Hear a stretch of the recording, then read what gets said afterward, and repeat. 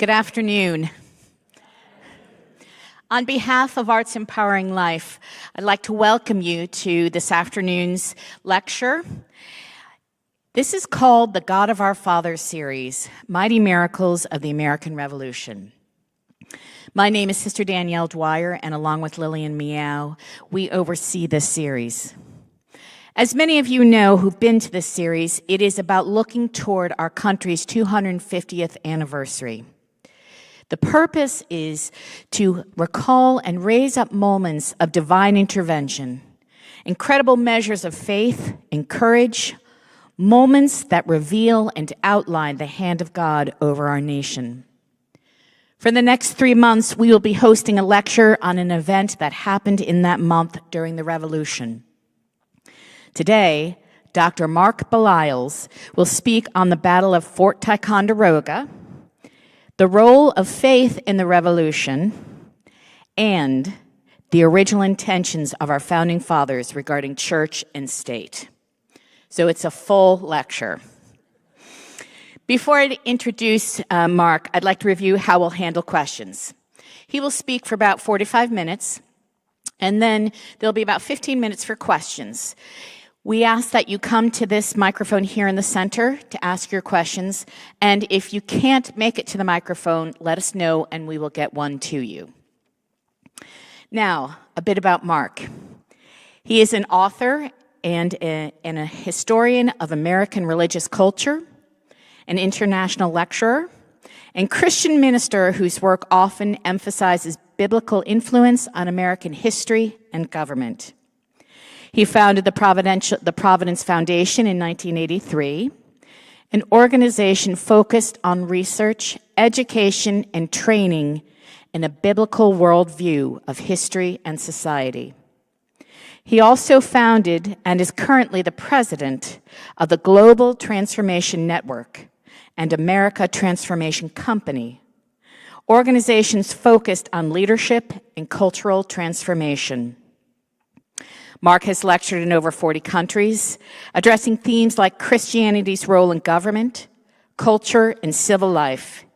He has organized and co-chaired academic symposiums on religion and figures like Thomas Jefferson, often in collaboration with universities and scholarly societies. He has served as a senior pastor for over 35 years and continues in ministry and leadership roles. He lives in Charlottesville, Virginia with his wife, Nancy, and is co-chairing their 250th anniversary celebration. Now, I don't know about you, but as I was reading about Mark, I started to wonder when he actually sleeps. But he must, because he's alive and well.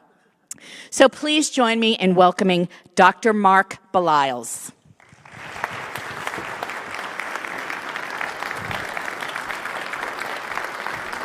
Thank you, sister. Wonderful. Thank you. Thank you very much. Thank you. Thank you, Sister Dwyer. Thank you for the Arts Empowering Life for organizing this tremendous program throughout this year for remembering our anniversary. Thank you for Sister Karen, Mother Karen, and for the community of Jesus. Everything has been a great blessing. I've enjoyed just coming up to this part of the world. I've never been to Cape Cod. I've spoken over 70 countries now around the world. And as far east or south of Boston I've been to is Plymouth. So this is fun to come out a little further and be here in this area. So it is something that I have, as it was explained in my biography, clearly a passion for American history, a passion for understanding a biblical worldview and trying to teach this to many other people around the world. It has been long ago more of my focus. Even while I was a pastor, I always was studying and teaching and writing. I have some books outside on the table that are more of my American history, Thomas Jefferson type focus. But actually, in the last 15 years, as I stepped out of being the senior pastor, I did more traveling globally and just equipping Christians all over the world how how to work together and to bring impact upon our communities for the sake of God's kingdom purposes.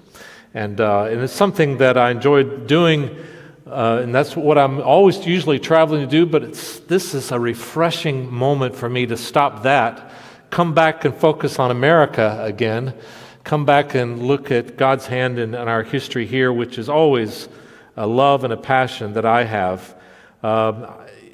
I have to start especially also in my lecture here to talk about a person that actually got me started thinking this way. And of course, some of you know of Peter Marshall, I think very well, but it was really me as a young pastor hearing him speak about the American covenant and speaking about our Christian history in his book, The Light and the Glory, that he wrote. This impacted my life back in 1977 for the first time when I heard him.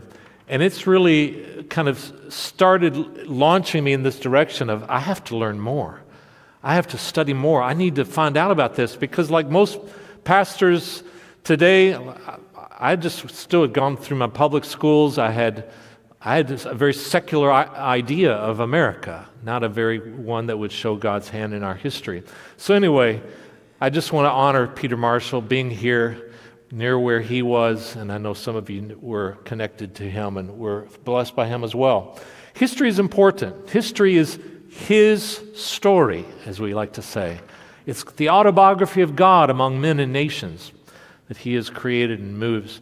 And throughout the Bible, it talks about the importance of remembering our history. God told Israel, remember your history, your long and rich history. I am God from the very beginning, telling you what the ending will be, all along letting you in on what is going to happen. The Lord changes seasons. He raises up kings, brings them down. He said in his letter to the churches in Revelation, Jesus said, remember, therefore, from where you have fallen, repent and do the first works. So there's something very powerful about remembering, not just facts and data and just that's one of the worst things of all in a public school or even a private Christian school is if all we're getting people to do is memorize facts. It's such a terrible, scandalous thing to do with history because history is the autobiography of God in the earth, God working through men and nations for his purposes.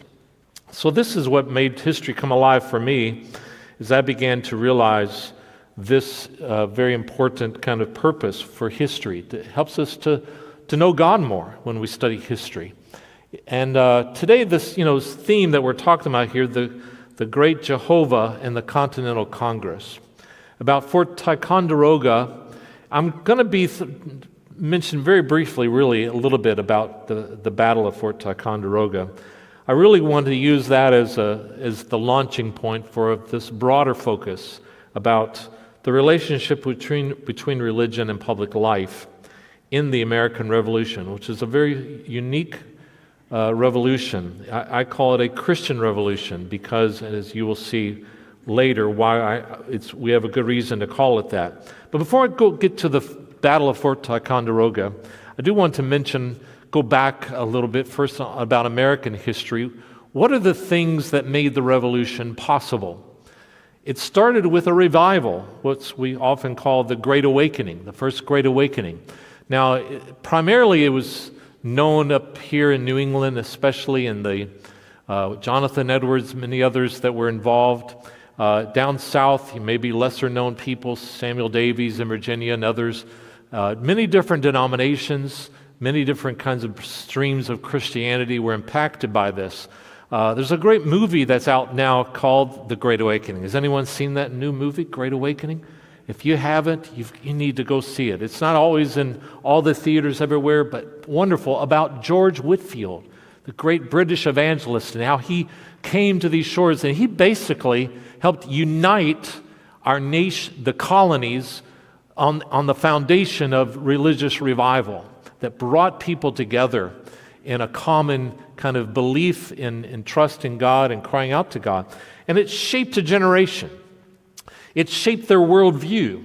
It birthed new universities like Princeton and others that were birthed out of this Great Awakening. It created new educational emphasis with a biblical worldview. It also just shaped the character of godliness for what we call today our founding fathers. And I want to mention also then, kind of as a result of this revival, then as conflict began to emerge between the colonies and Great Britain, there was this commitment to ideas, to a worldview, and ideas that had been taught by these pastors in their colonial sermons, taught in these universities that had been revived in the awakening. There was a foundation, a unity of ideas that had happened also that created a possibility for 13 different colonies to begin to unite and resist what they perceived as tyranny, as a violation of God-given rights. And so this was what what I'm going to be talking a little bit more about in this sense of how this movement emerged. You might know your Massachusetts history pretty well, but of course, very much Sam Adams here in Boston, starting the Sons of Liberty, and a Massachusetts preacher, Jonathan Mayhew, proposing uniting people's ideas with circular letters that began to unite people together on common ideas. And the Boston Massacre and everything in that situation. And out of that eventually came the first committees of correspondence that Samuel Adams started. And it spread, and it began to give, again, something to happen far before there were any battles. It was a battle of ideas. It was dealing with truth in the public sphere. What is it that is that the Word of God teaches us about our duties, our responsibilities, and our rights as not just subjects of Great Britain, but also one of the ways in which Sam Adams wrote in his first kind of piece of correspondence that was spread throughout the colonies. He wrote about our rights, not just as Christians, but our rights of the colonists, not just as British subjects, but as Christians. What are our rights as Christians? It's something that was something beyond just our rights as citizens. And that's something almost today, you probably sit down in almost any church around the world, what are your rights as a Christian? And they almost would probably even not know how to begin to think about that. But this is what was happening. And of course, the Boston Tea Party, which was a major protest. And then when England reacted and the Crown closed the Port of Boston, trying to force submission to the tea tax. Then down south, a man named Thomas Jefferson, who came from the same town where I live today, Charlottesville, Virginia. He was in the legislature, and he proposed a day of fasting and prayer that would happen on the day that the Port of Boston would be closed down by the British troops. He said, we need to be praying for Boston. And all across Virginia, and then even spread to the other colonies, sort of the first sort of national united prayer meeting for the colonies and the situation. In fact, Jefferson came after they had a prayer service in Colonial Williamsburg in the capital. Then he said, let's have another one back in my own county. And he came, which is more on the frontier in the western part of the state. And as he went back home, he asked for a whole other service. And he says the sermon on that day was like a shock of electricity that awakened everyone to understand their rights. And this was really what was happening. It was this connection between faith and prayer and religion and the church with the ideas of the revolution, with the ideas of rights and liberties and of the importance of action. Here in this sense, we're looking at sort of a number of ways in which there was a resistance against injustice, against tyranny, and against abuse of power. A lot of times people don't realize, but even throughout church history, over 2,000 years of church history, what has changed nations is not just revival. It's not just awakening.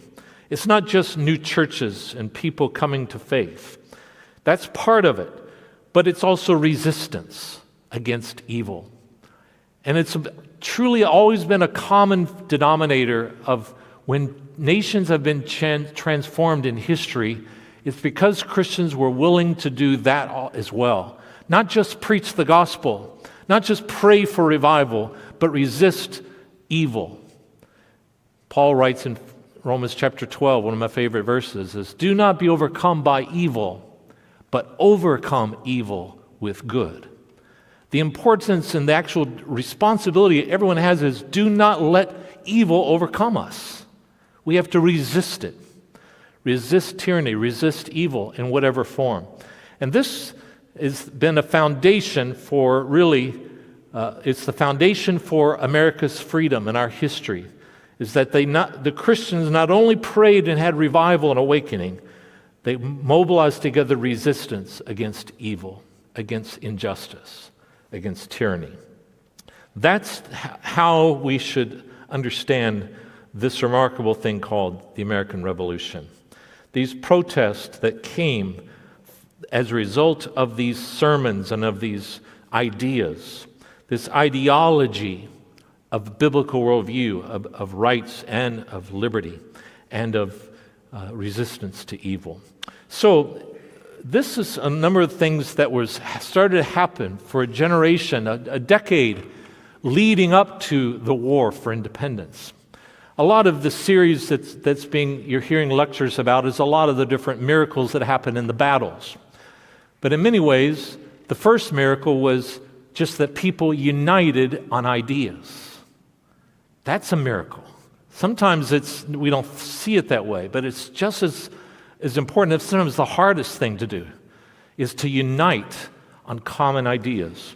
And as a result of this, they organized the first Continental Congress that met in Philadelphia, September 1774. And this Congress, again, was unauthorized. So this is like a revolutionary kind of Congress. It was the citizens themselves saying, we've got to come together and become united in our strategy. And the thing that happened there that was very powerful was the opening prayer.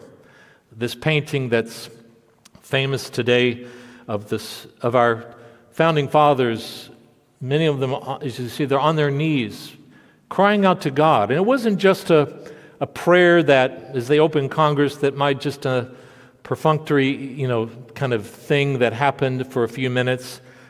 From all accounts, this prayer meeting lasted for 2 hours. A 2-hour prayer meeting to start Congress. Now that's revival itself. That's a spiritual awakening. That is not a result of just typical business as usual. This is why this is really a Christian revolution.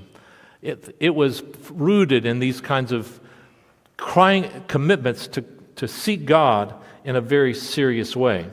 Of course, not just prayer, again, it's not just revival, but it is resistance. And a little bit later after this, the famous speech down in Virginia, in the Virginia Revolutionary Convention, by Patrick Henry, which was, I think, school kids used to memorize this. I don't know if they still hardly even study our founding fathers much like they used to in the public schools, but he spoke up. He says, if we wish to be free, we must fight.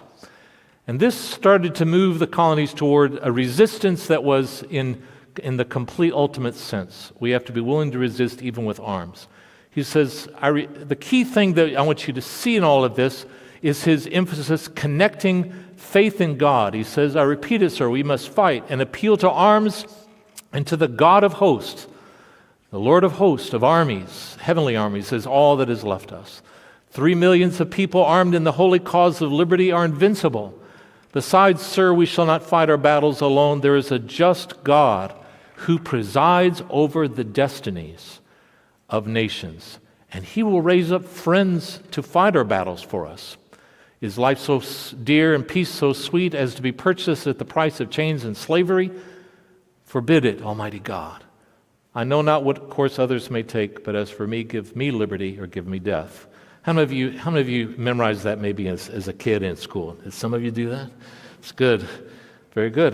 Hey, ask your grandchildren, and can any of them say it now? It's very rare.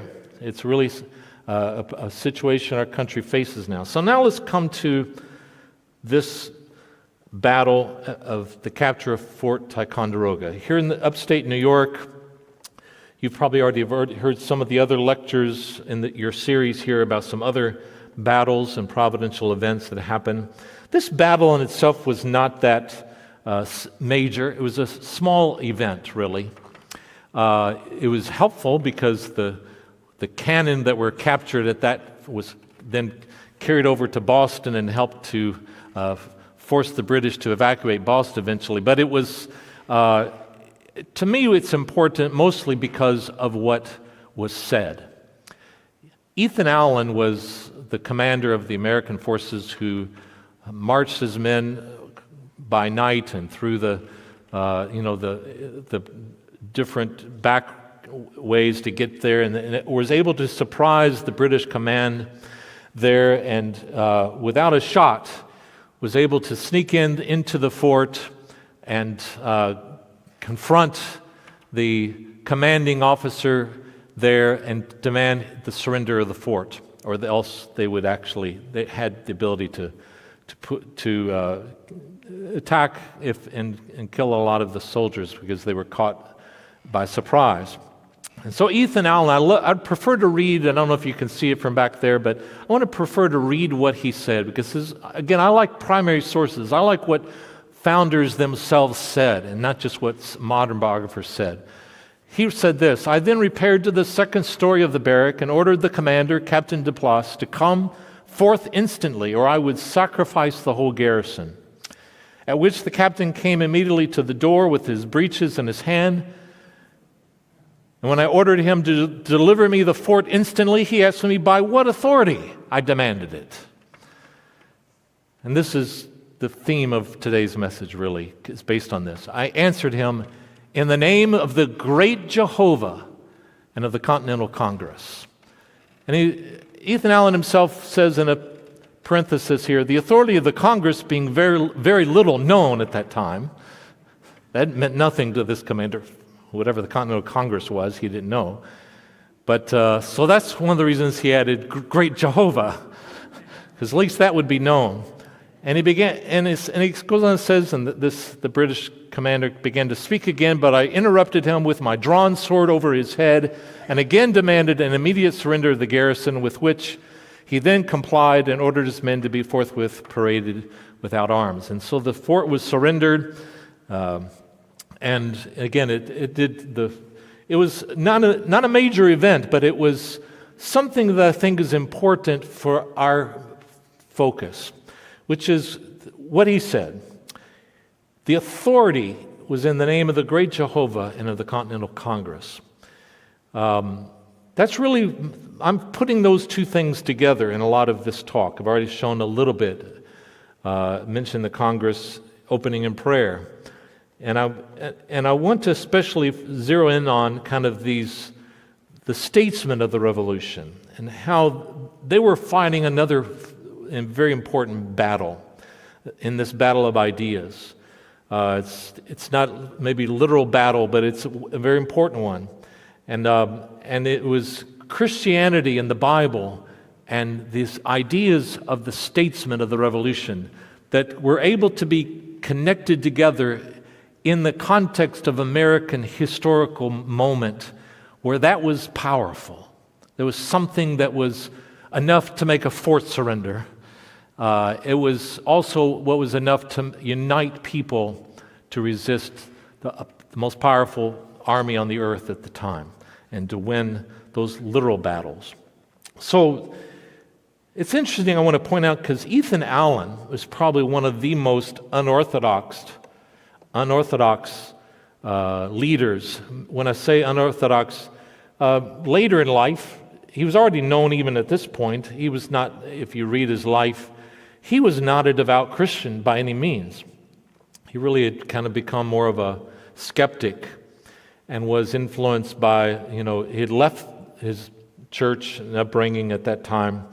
And even later in life, he wrote other books and other things, writings very much attacking Christianity, attacking the whole ideas by which most of the founders what they believed. But really, he was never, because of his later writings, he was never that well thought of. But this one event is what made him famous. It's another person that is kind of similar to Ethan Allen, which was Thomas Paine. Have you heard of Thomas Paine? He was a man also just a little bit after this who wrote a very influential little pamphlet called Common Sense. And it was widely read throughout the colonies, and it also referred to God and our biblical faith for a lot of the reasoning and the ideas for resistance against the tyranny of England and uniting together against that. Even though he himself, again later in life, was well known as a skeptic and not one of those Christian founding fathers that we would cite today.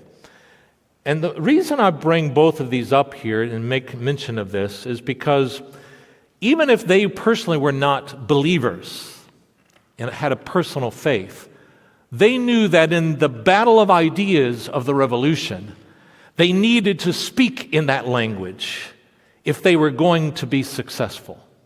Because it was a Christian culture. The American colonies after the Great Awakening and all, of course, for generations, the Puritans and the training and all the other foundation in the churches, it was not possible to unite people unless it was rooted in these biblical ideas and their common faith. And so even the skeptics had to use religious language in order to be successful. And it's something that even here Ethan Allen knew, even in demanding a surrender, he better appeal to great Jehovah, because Continental Congress may not be respected, but at least Jehovah would, even in British commanders. So on throughout, let's see my time here. How am I doing? Okay. As we go on looking at various battles, of which you've already, I think, heard someone talk about the Battle of Lexington and Concord, which is where the first real fighting began between us and the British, and then Ticonderoga shortly after that. If we go on forward now, not looking at battles of arms, but battle of ideas, I wanted to come back to just give it a little bit of a taste. You may not read this. I do. It's kind of something that Peter Marshall would do, and others, some crazy people like us who read, go back and love to read these documents and this history. But it's when you read these documents, personally, the primary sources that were issued by our founding fathers, then you see how deeply Christian and thorough their motivation was, the way they thought, the whole worldview for how they made decisions. The Massachusetts colony of the government for Massachusetts issued a proclamation shortly after the war began to start happening, actual literal fighting. And I just want to point out, I'm not going to read this whole thing, but it would give a little example of this proclamation. Basically, they said, we're now united together to fight this war. And basically, what the leaders of Massachusetts says is, God is not going to bless us unless we're walking in our conduct in a right way. In the end of this first paragraph, he says, success depends upon the smiles of heaven and the blessing of Almighty God. So they go on and they say that piety and virtue, which alone can secure the freedom of any people, may be encouraged, and vice and immorality suppressed. The great and general court of Massachusetts have thought fit to issue this proclamation, commending and enjoining it upon the good people of this colony that they lead sober, religious, and peaceable lives, avoiding all blasphemies, contempt of the Holy Scriptures and of the Lord's day, and all other crimes and misdemeanors, all debauchery, profaneness, corruption, venality, all riotous and tumultuous proceedings, and all immoralities, whatever. In other words, don't sin. Of course, this is an impossible thing for a government to proclaim and actually have enforced. You can't legislate morality in that sense. That's not the point. They knew they can't make people not sin, but they were using their voice to say, this is a reality, that individually, if we do not walk in integrity and in morality before God, we are not going to be blessed by God. And that common exhortation, this proclamation, was trying just to get that point across. They were not going to go out and sort of punish people if it didn't happen. It wasn't their goal. But just to try to say, we've got to live right in order to seek, if we're going to have God's blessing.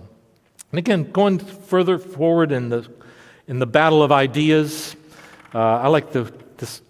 I'm sure everybody loves the great movie "It's a Wonderful Life" with Jimmy Stewart, and again, his brother goes off to war to fight a physical war in World War II. But in that movie, but George Bailey fought the Battle of Bedford Falls, the fight for ideas, the fight for the culture in his own town, a fight against corruption and against greed and these other things. Again, these are just as equally part of a battle for a society and a revolution. It's a battle of ideas.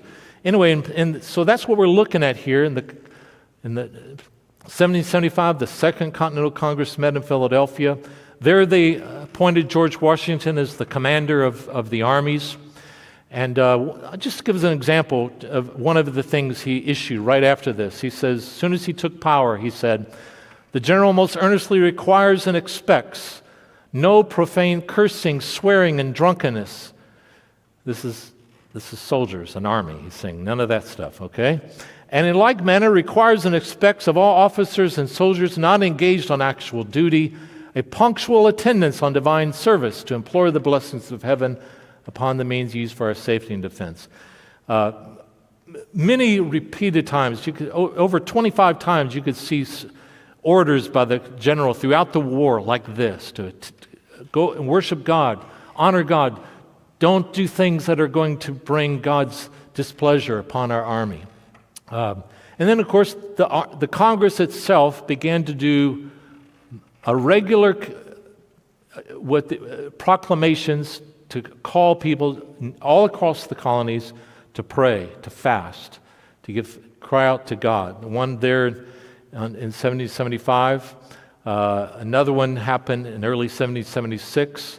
And some of these, and I don't have time to read to you the actual language, but if you go and look at these proclamations by the Congress, they weren't just general deistic ways of talking about God. They were referred to Jesus Christ specifically by name. They referred to as being, our Redeemer, Jesus. They referred to directly. The Continental Congress was not just a religious group, they were a Christian group who were speaking in that name, calling for our nation, the colonies, to cry out to God. And again, all along, there's so many sermons that were being preached about the current events and the need to even rebel and fight against tyranny. And then how is that a biblical principle? And of course, eventually down in Virginia, a whole document called the Declaration of Rights was drafted, and we began to, all rooted in, again, our duty to our Creator is the foundation for this. This brings me up to, of course, this important document that we're calling people back to remember this 250th anniversary year, the Declaration of Independence. When the Continental Congress again assembled on June 7th in 1776, Richard Henry Lee of Virginia delegation motioned that we begin to declare ourselves an independent people from under the British government, out from under the British government. And a committee then was commissioned to write a document that would express what it is that they would vote upon. And Thomas Jefferson was the man who was given the primary job of drafting this document. John Adams was a part of it, Franklin, others. But Jefferson was the main one who came up with the initial draft. This picture you see on the right is Jefferson's kind of first draft. And in this document, it defined our rights as coming from our Creator. It referred to the laws of nature and of nature's God, which all the founding fathers understood as meaning God Himself. The Creator God, referred to as supreme judge of the world, referred to divine providence, which again, if you read the original dictionary, Webster's 1828, just means God Himself. So these were not some, again, general, undefined ideas of God. It was something rooted in biblical theology, in a long-standing centuries of Christian thought, of Christian jurists and lawyers and sermons and pastors and writings of these ideas. And so Jefferson himself later said this about, which you probably never heard this quote. It's kind of a recently uncovered quote by Thomas Jefferson. He said later that our right to life, liberty, and the pursuit of happiness was drawn not under the charters of kings or legislators, but under the King of Kings. Very clearly referring to Jesus Christ as the source of the rights that were talked about in the Declaration of Independence. John Adams, of course, was one of those who helped draft that document, and as they then presented this resolution as this draft before the whole Congress, everyone was having to decide, are we going to do this or not? Because this basically means there's no turning back. It means if we lose against the most powerful army on the earth at that time, we're all going to lose everything. If not our lives, it'll probably be our families, our property, everything else. And of course, many of them did suffer.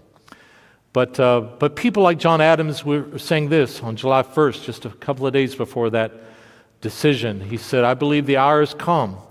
My judgment approves this measure, and my whole heart is in it. And he goes on and says, it's independence now and independence forever.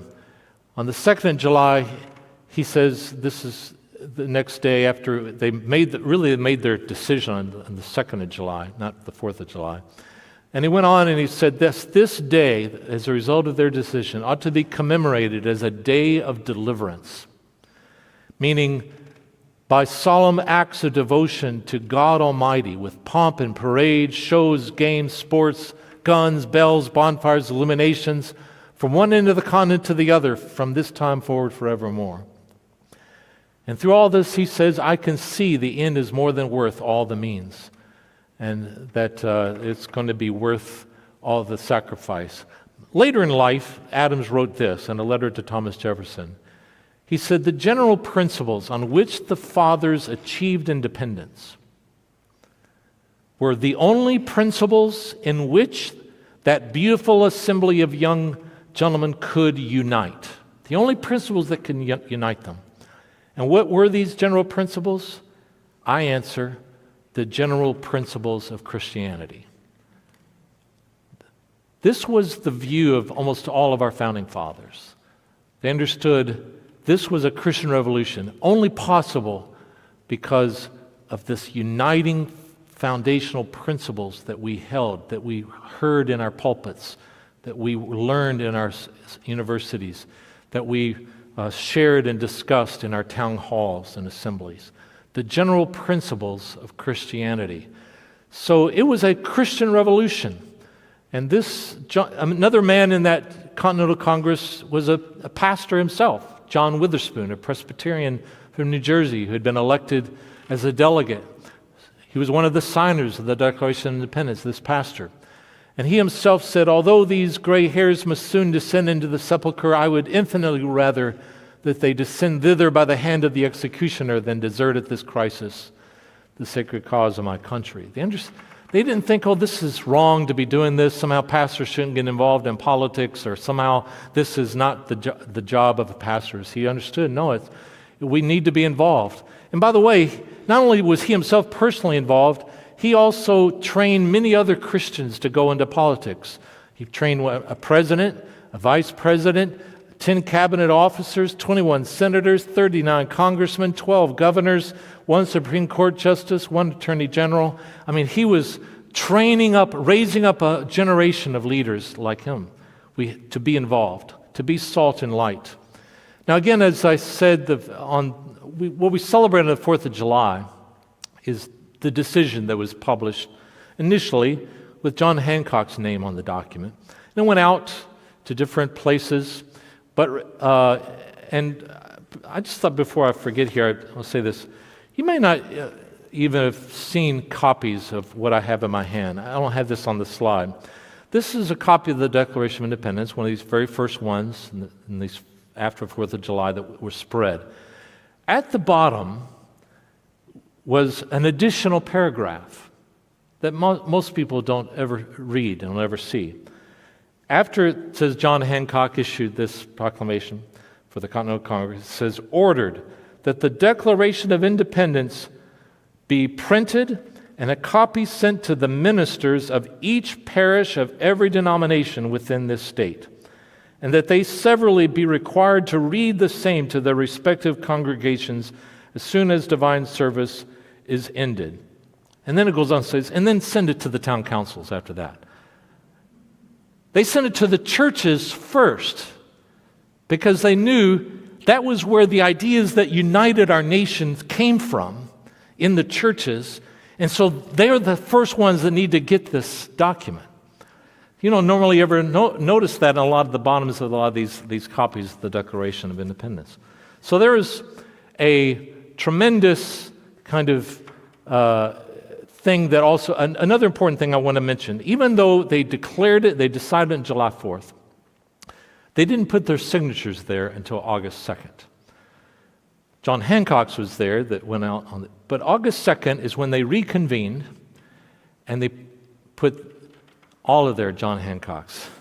They signed their names on that document that you see in the National Archives today that's preserved with all those signatures. That happened on August 2nd. And that's when it all became very real. What was it that their signatures meant? That they were pledging for the support of this declaration with a firm reliance on the protection of divine providence. We mutually pledged to each other our lives, our fortunes, and our sacred honor. They were pledging everything when they put their names there.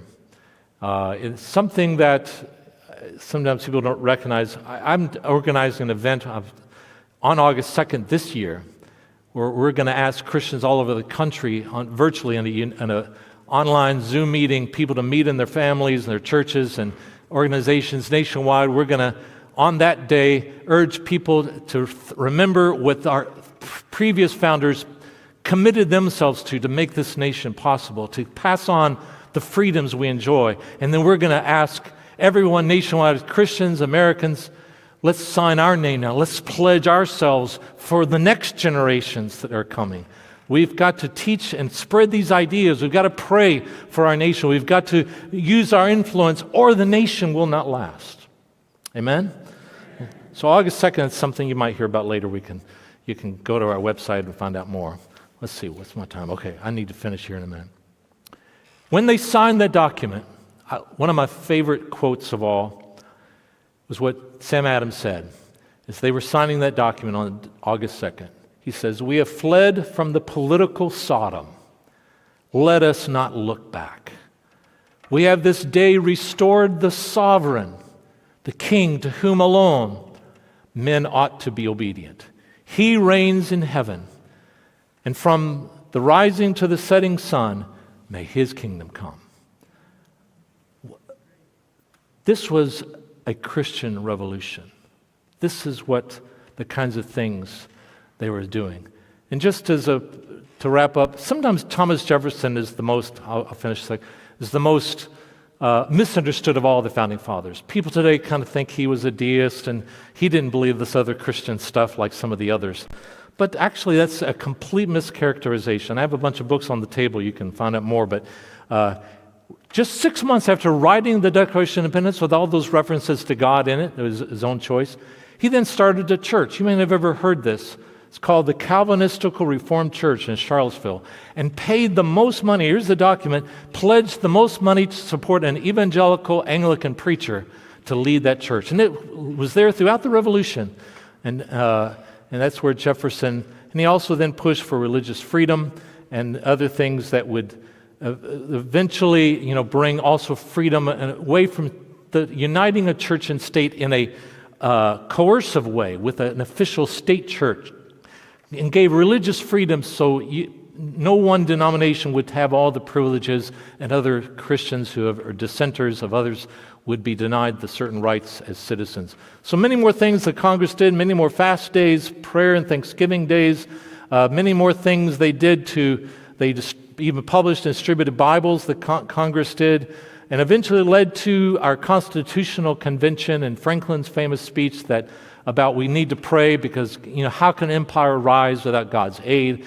And these other things that happened that led to where we are today. It is something that Washington said in his last quote. He said, when he became our first president, he says, "No people can be bound to acknowledge and adore the invisible hand which conducts the affairs of men more than the people of the United States. Every step seems to have been distinguished by some token of providential agency." In my movement, my organization, we have things, more books you can get. I'll just leave this up here, but I think we're going to go shift now to some questions. So, Sister Dwyer, thank you very much. Thank you, Mark.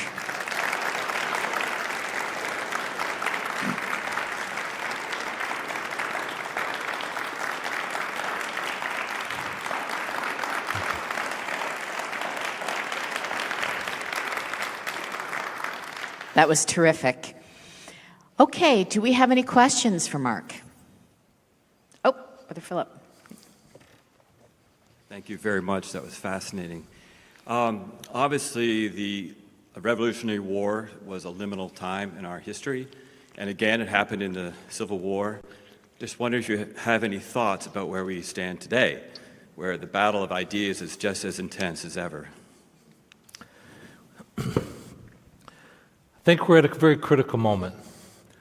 The ideas of our founding fathers are not taught in our public institutions, really, like they used to be. We have a whole new generation that's grown up, and they're not getting these ideas through their cell phones and their social media and other ways. And so I think it's something that it's reality. We're losing the battle of ideas today. We're not winning it. We're losing it very rapidly. So I think it's incumbent upon us to pledge ourselves for those who have opportunities to be involved in the public sector, to be involved in media and the arts, any way we can to help re-educate our people in America. If we don't educate in these ideas, we have, I don't think, any way to stay united. We all know how polarized our culture is today. People tend to cancel each other and so easily. And this is because I think we ourselves, as a nation, we've lost the uniting principles.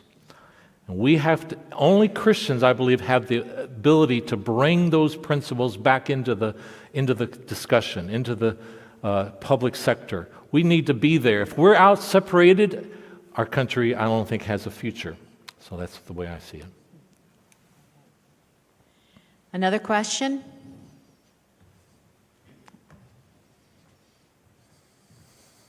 Thank you so much, Mark. That was wonderful.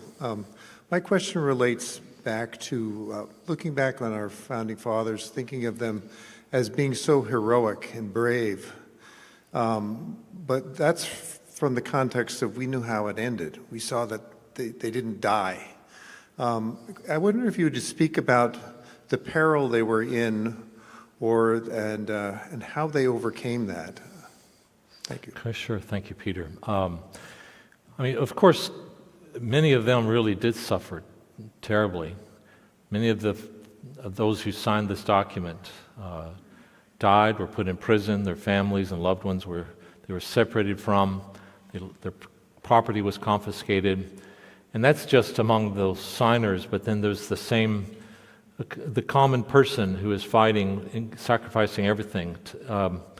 It was incredibly miraculous that success came in this revolution, and it was. But I think it's something that is we lack an awareness of all this, of the sacrifice that's required for freedom today. There's other parts of the world, they understand it probably better than we do. We take it for granted. And I think it's something that, in some ways, unless we realize, I have a great blessing we were just talking about before the meeting. I get to travel all over the world. And the greatest thing I get to see is how God is raising up godly people in nations around the world, especially in the global South. Here in the United States, Europe, Christianity is on the decline, and the influence in the public square is rapidly disappearing. And as a result, that we have the things we're facing. But in the global South, the church is strong. It's growing. It's increasing. Christians are entering into the public square and bringing influence. I was just on a call this morning, on a global call that I helped organize with the Chief Justice of the Supreme Court of the Philippines, a wonderful Christian woman who's stopping a lot of the gender ideologies and things and having success there in the Philippines and other places. It's really, anyway, I don't know if I really answered your question, but I'll stop there. Is there anyone else? Oh, great. Thank you so much. I understand that Fort Ticonderoga was important strategically and that the British held it for many years.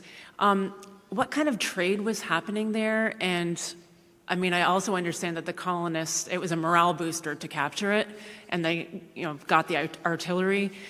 Did they get to oversee trade from New York to Canada after that, or was there any benefit in that? Or no, it's a good question. It was a very temporary benefit. They held it just briefly, really, and the British had control of it for most of the war, in reality. But it was something that, again, like I said, it was a morale booster right at that moment. The little victories were critical, even if it was just the victory of escaping, being trapped on Long Island, New York, or something. It's just a lot of the times the victory was just surviving, and not being wiped out by the powerful and superior, larger forces. So that's, but really, again, Ticonderoga was exchanged hands, I think, a few times during the war. It was that kind of place. But going up that river valley up north, it was a commanding control point on the Hudson River, I think, and anyway, so it was fought over back and forth. Okay, I have a question, and I hope it's not unfair to ask, but I wondered if you could tell us something about Thomas Jefferson that is a fact we would not know. Okay, yeah. Well, first off, he started the Calvinistical Reformed Church. Has anybody ever heard that before? No, it's something very hard to understand. Another fact that's kind of shocking, I think, in many ways, is that he was a lifelong church member. He was not disconnected from the church. He had very good relationships with churches and attended and tithed and supported when he was in his hometown, when he was in Washington, D.C., in the Episcopal Church there, Christ Church, and then when he was back in his hometown again. But he also was, I think, a person who was privately what his pastor called playful in the closet. His pastor, Charles Clay, that evangelical Anglican who preached at the Calvinistic Reformed Church, supported Jefferson, was a lifelong friend also for 50 years. They exchanged letters, and later in life, Jefferson said to Clay, "I've talked to you about religion more than anyone else." And because of that, Reverend Clay knew that Jefferson had done this abridgment of the New Testament. Sometimes it's called the Jefferson Bible. Have you ever heard of the Jefferson Bible? Sometimes you might have heard that. Jefferson never called it that, and he never, in fact, showed it to anybody. It was never published, and no one ever saw it. It was just a digest of the words of Jesus. It's just like he just wanted to be able to read the words in red, the part that we wanted just to meditate on the teachings of Jesus. And so we get the little digest of just cutting out all of just the words, just put it all together. And it was just for his personal use. But Reverend Clay was worried that don't publish this. People will not understand your motives. They will think you're against the whole rest of the Bible and the Christian religion just because, you've cut out Bible verses. And he says, and Reverend Clay said, don't do that, and don't do that. That would be a mistake. And Jefferson said, no, I'm not going to do that. And so anyway, my point is this. A lot of things that people think today about Jefferson, modern scholars, are based on a misrepresentation of him. They don't understand him like his own pastor understood him as a regular member of the church and who believed in the faith, but yet, yes, was an intellectual who liked also, some of his writings, he would challenge some common beliefs. And here's the other fact, if I have enough time. The most dominant expression of Christianity in his hometown, Charlottesville, where I live today, when he retired, for the last about 16 years of his life, was not the Episcopal Church or the Presbyterian Church. It wasn't the traditional churches. The dominant expression of Christianity emerged in that area out of this, what's called the Second Great Awakening. It was called the Restoration Movement. The Disciples of Christ denomination came out of it eventually, if you understand that. But basically, they were all about no creeds, no confessions, no requirements of any kind of thing outside of just what the Bible itself. We only agree on what the Bible itself says, not in any other formulations of theology. And we can unite as Christians if we'll do that and have no other names, no other denominations. We're just Christians only. That was the dominant. They had the biggest churches. They had major influence all in that area. Jefferson was friends of those pastors. And when Jefferson himself comes out in the latter life, he kept calling himself, I'm a Christian. He wanted, in that sense of it, he wasn't for creeds and confessions, although he did still remain a member of the Episcopal Church, where they said the Apostles' Creed every Sunday. But nonetheless, that was really what defined Jefferson, not really even Unitarianism like you might think of it in the modern sense of it. It was more of a revivalistic, Great Awakening, Jesus only, just Christian name only, Bible only, that kind of idea.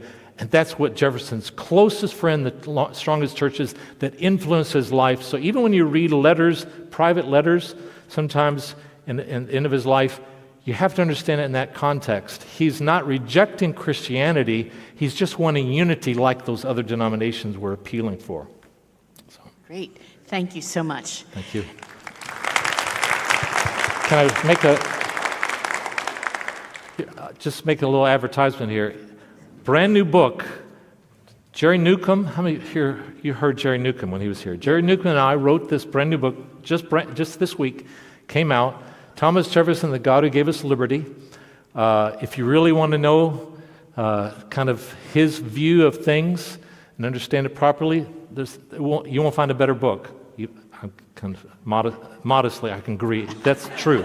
Jerry and I worked on this, and I've got some copies out there you can buy, but this is also, you can go online, Barnes & Noble. I'd rather you buy this if you're interested, because if you buy the pre-sale online, they'll ship it to you soon.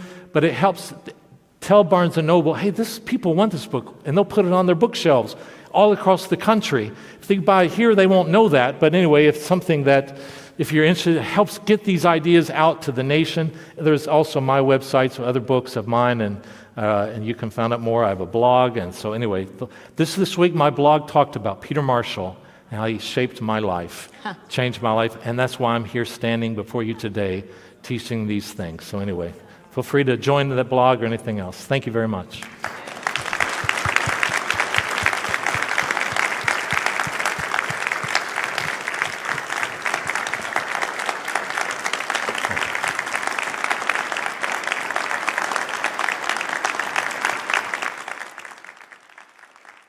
Thank you all for coming, and next month is the Battle of Bunker Hill.